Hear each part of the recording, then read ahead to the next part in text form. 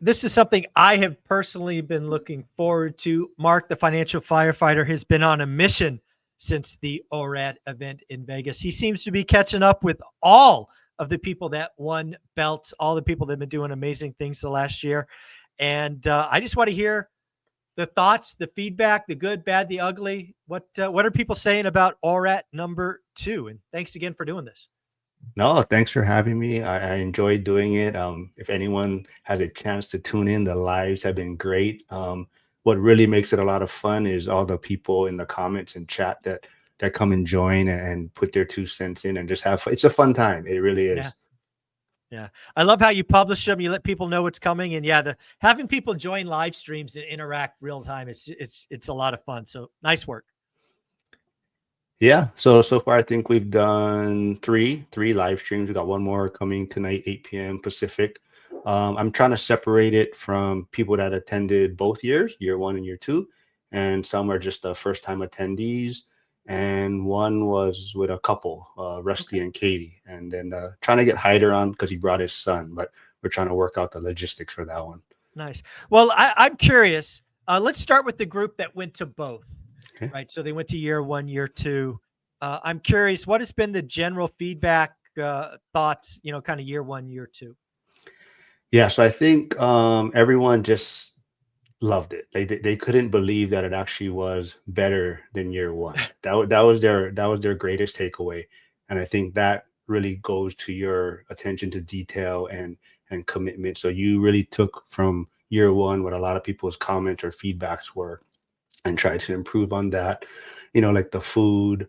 You did try to address the seats, but some people still felt that was an issue, but you did try to address it. But yeah, year one to year two, I think the easiest way to put it is it was better than expected. Wow, that's great to hear. I mean, year one was kind of like a layup because it was really a party, right? It was an accomplishment, 50,000. Most people had been on that journey with us for a couple of years. So, in hindsight, it wasn't hard to make year one good. To your point though, making year two incrementally better was something I thought a lot about. And lots of little details, again, because of feedback, right? One of the things we did and we're doing now is collecting feedback so we can make year three better. But I appreciate that it came to pass that most people said it was better. Yeah, so kind of to your point, like year one seemed easy, or in a sense, it was going to be a win no matter what. And Yeah. I kind of went into it the same way. So for me, I kind of, being honest, year two, I wasn't as excited to attend from year one because I felt like year one was, like you're saying, it was more like a celebration. It was a lot of the original one rental at a time, maybe community. So it just had more like a party feeling to it. So I did delay but getting my ticket for year two, and I kind of did wait to the last minute, but I was always planning to go. But now that year two's over, I can easily say that it was a lot more fun and a lot more enjoyable, and the community is just growing, and it just, once again, it just felt like a family reunion. Yeah. No, again, the anytime you put on an event, the only thing you can't control is the audience, right? And the audience makes events. And I was very happy to see, again, like year one was just a party atmosphere, 50,000. We did it. It's multiple years in the making. So it was that layup. But yeah, year two, you could definitely start to see, people really seeking out friendships and connecting in real life. And it was fun to me to watch because I'm flying around all days, just watching different people, get together and connect and really see friendships blossom and grow. It's pretty, it brings a smile to my face. Yeah, and I think, so like we kind of talked a little bit right before we went or recorded, but like Patrick Wilson, I'm gonna be interviewing, or he's gonna be on a live tonight. But from year one to year two, he was kind of exactly how the kind of event maybe is gonna unfold. So year one, I met him, but he was really like a wallflower and just kind of observing what was going on. And year two, I tell you, if anyone got to meet him, he is like the funniest guy. Like he was the life of the party wherever we went, and everyone enjoyed his company. And yeah, so Pat, like I said, tonight, bring your Yeah. full effect. But yeah, he was amazing. Yeah. That's a lot of fun. Um, I'm curious, what did you think of Graham Stephan being the surprise keynote on day one? Did that catch you by surprise? Absolutely. I think that was, the speakers was somewhat of the maybe kept under wraps for a while. So I think a lot of people that attended year one, they kind of had like I said, it was like kind of the OG speakers, the original one rental at the time. So people kind of knew who these people were going to be. So year two, it was a little more people trying to figure out who the speakers were. And honestly, I think that is a lot of reason why some people may not have attended year two.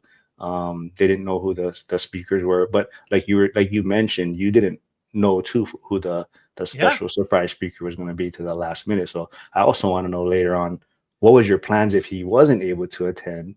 Yeah, Um, yeah. It again, putting on events like this when you're trying to line up different individuals, you got to have plan Bs and plan Cs.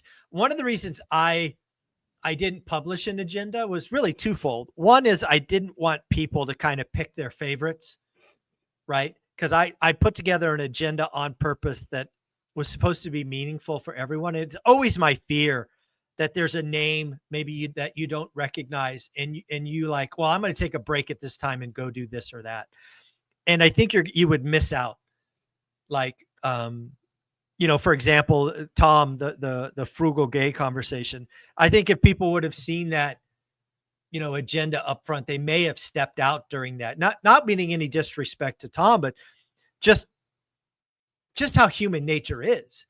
And because I don't put it out there, I think a lot of people were in the room for that, and they were shocked at how amazing his story was of making $10 an hour, working at the Gap or movie theaters, flipping bras on eBay, and he did an amazing job. And then second, I had some last minute cancellations from folks who were supposed to be there that couldn't come through. So having to rejuggle a schedule in real time is always eventful. And back to Graham, I invited Graham 6 months ago, and Graham's like, Zuber, I don't do these, right? I don't do these. And oh, by the way, that time of year, because it was President's Day weekend, he's like, I'm typically out of the country, right? My now wife and I go somewhere every year. So he's like, if I'm here, I'll do it. But I give you only a 5% chance. So, go do something else. And I did what I always do, Mark. I followed up once a month, and it's always 5%, 5%, 5%. And then about a month ago, he comes back and goes, you know what? I'll give you a 20% chance because some of our plans aren't working out. We still got lots of other plans, but 1 in 5 instead of 1 in 20. And then I get a phone call. Yeah, you got to remember, I'm at the event Friday, building it, right? Building it all out. And I get a call Tuesday. He's like, Michael, I'm coming. I'm like, what? You're coming?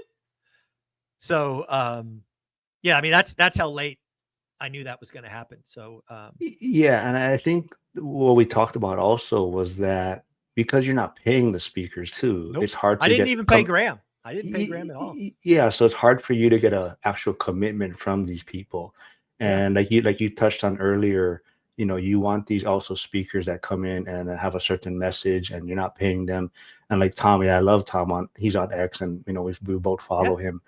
But I think my takeaway too now is that it's not even the speakers really who's that important. I mean, of course, the speakers were all amazing, but what a lot of people like too is you had speakers that were talking about health, mindset, social media. So people weren't expecting that, and it caught them off guard and opened up their mind a little bit. But it still goes back to the community and family, and the speakers were just the icing on the cake, like who these speakers were. But it was more just seeing people I haven't seen in a year, maybe, or new people I'm meeting, and that was the best part about it. Yeah. It's really funny again, because when I put together this, and I work on this, I don't know, hundreds of hours putting together the agenda. I'm trying to create the perfect agenda for what I hope the audience is. Now, you got to remember what I hope the audience is we're not just 100% real estate, right? Real estate's important. Real estate's how I hope you gain and grow and your wealth. But I know, now being over 50, that's not everything. So it's funny that you highlighted it, but I took a big risk, taking back-to-back presentations on day 2 and making them non-real estate, right? We had Fred Pasture really working on your mind, really helping you understand what's going on in your mind. And then we had my doctor come in and talk about biohacking and your physical, making sure you're taking care of yourself physically. You know, a real estate event with 2 main sessions not real estate oriented is probably seen as a risk. But I got to tell you, I didn't see him as a risk. I'm like, this is who I hope my audience is. I hope they care about their mind. I hope they care about their bodies. And it seems like both of those landed. Oh, they were home runs. I think that was the 2 speakers that really got some of the best feedback as far as what they brought in. And like I said, it's not all about real estate, and it also seems like you're talking about your focus has also been on couples. And I Yes, think that and I was a big think thing. Yes. the Fred, the pastor, he connected with a lot of couples, and they've come out stronger now. And I think that was the big takeaway too, is a lot of couples went in, and now it seems like more are on this same path together and working as a team. That was a pleasant surprise for me, was watching the number of couples probably quadruple, if not quintuple, from year 1. Year 1 was a lot of solo, "Hey, I'm here standalone," or stag. My wife's at home, my husband's at home. I saw a lot more couples, and I certainly hope that continues because you gotta do this thing together. If you don't got your ride or die in the boat with you, it's tough, man. It's tough.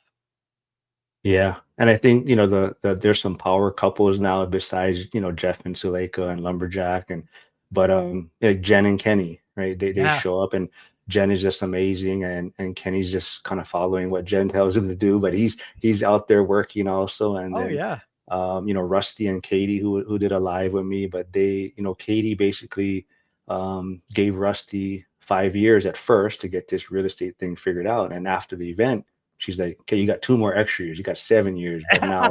But now Nice. she loved the health side of it, Fred being, I mean, Dr. Jeff being there. So now she's even thinking about putting out like kind of a social media channel, Instagram, and doing kind of this health and cooking type stuff. So I yeah. love it. Yeah. It meant a lot to me. Again, I'll say take that risk because I had to think about it, but it's just who I hope my audience is. And I'm happy to see that those landed. The other thing I thought was interesting is Jason Pritchard. Obviously, Jason and Jen kicked off year 1, but I thought it was pretty cool to end with Jason this time because again, I put him on the Mount Rushmore, and hopefully it was fun to hear the audience watch Jason talk about being that, the guy who quit his job and he's gone on to do some amazing things. It's just building that muscle, belief in yourself, and getting rid of all the baggage. I thought Jason crushed it to kind of bring the session to a close. Yeah, I think that was a great way to end it because it was almost kind of like that dream scenario or that goal that some people may want to be reaching for. I mean, and not everyone wants that size or that, but then it's just a great way to see what's possible. And I think that was a great way to, like you're saying, great way to end it and wrap things up on this is, like you're saying, the Mount Rushmore of everything. And if you bring everything together, you can achieve these things. I think that was a great final touch to the event. Yeah. Well, now I've seen some of your lives. I think I saw a proposal that I wanted to poke at a little bit because I like it, but I want to know more details about maybe doing more panels in year 3. So tell me what you guys are thinking panels. Yeah, so I think they enjoyed, you had a panel up there already for this event, and I think a lot of people like the idea of maybe kind of like a tax or financial planner type thing, where I think taxes is the one thing a lot of people are either confused about or have many questions about. And it would be difficult for one tax person to probably answer all the questions if different people have different goals. But kind of a panel of people that can answer those questions. But we just weren't sure if like liability wise, or if that would be something you'd want to do, but something in that space, and even the financial planning space for family type things, right? Setting up Yeah. trusts and whatnot. Yeah. So there's a tax guy I use. Lumberjack uses Bob Langworthy made bean counters. The only problem is the time of year. Yeah. Yeah. It's their prime time, right? So Yeah. I have talked to him, but yeah, no, I like the idea. I mean, there's lots of ways we can do with that. The other thing that I was thinking about in year 3, and again, this is just because I'm already brainstorming year 3, so this is very early stuff. But I was like, what if we went to the school community, right? We got about 370 folks in there now. And we went in and we found, all the people doing build for rent. And we did a build for rent panel, or we did ADU panel, or because one of the things that I'm already thinking about for year 3 is I want to do it around affordability, right? It's tough. And right now, I think there's 3 ways you can get cash flow: ADUs, rent by the room, or room by rent, and I already forgot. Oh, elder Re- care, yeah, residential residential. assist, yeah. Yeah, So those are my 3 pushes for next year. Was kind of Jared, the rent by the room Mhm. model, Brandon, build to rent Texas, so Yeah. also from school. And I was hoping Aaron was going to be Aaron Amin, who you just Yep. interviewed, was hopefully going to get a little more further along the residential assisted side. So those are going to kind of be my 3 hopefuls to be on stage next year. Yep. And I don't know if we're going to talk about. There was some other people's names mentioned as hopeful guests for next year, Yeah. but Go those ahead. those Tell me. so far we're hoping Jaspreet Singh was one Ooh, mentioned. Jaspreet Yeah. Singh. Yeah. Of course, Anna Kelly's always a big favorite. It Yeah. just doesn't work out, but that's one always mentioned. Mm. Greg Dickerson is also a big favorite. Ah, Yeah, Greg. so Greg is one.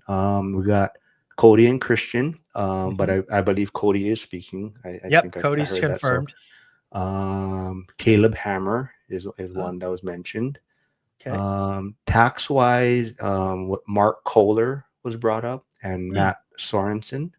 Oh, 2 names I don't know. Okay. I'll have Yeah, to look them up. and Clear Value Tax. I don't know I forget his name, but I know that's his YouTube channel, the Clear Value Okay. Tax. All right. And of course, Cody Sanchez was brought up. And Now you guys are getting expensive. yeah, yeah. Hey, you never know. She's friends Yeah. with Lisa Yeah. Sutton, so Yeah. Yeah. maybe she Lisa can knows pull her. that off. Yeah. And Yep. there's a Dr. Rion Doris. Rion Doris? That's Okay. yeah. I So like it. those are kind of the names mentioned. But as for me, I like seeing like you said, Frugal Gay, Sarah Garrett was amazing. Yeah. So people from the school community would be great. So my hope is, like I said, Jared, Brandon, Aaron, but that's Okay. yeah. I like that. I think you could count on, uh, if not all 3, I think 2 or 3 of those is a layup. But Yeah.